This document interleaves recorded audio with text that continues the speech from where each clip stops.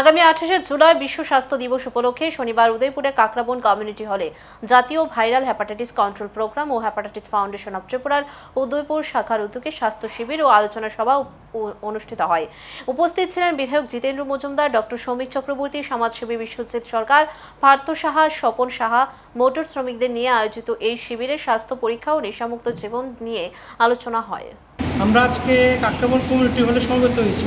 আমাদের 28শে জুলাই জাতীয় viral hepatitis নিয়ন্ত্রণ কর্মসূচিকে সামনে রেখে আমরা গোমতী ডিস্ট্রিক্টের বিভিন্ন বিভিন্ন পকেটে আমরা কিছু হেলথ অ্যাওয়ারনেস ক্যাম্প এবং স্ক্রিনিং ক্যাম্পে আমরা আয়োজন করেছি।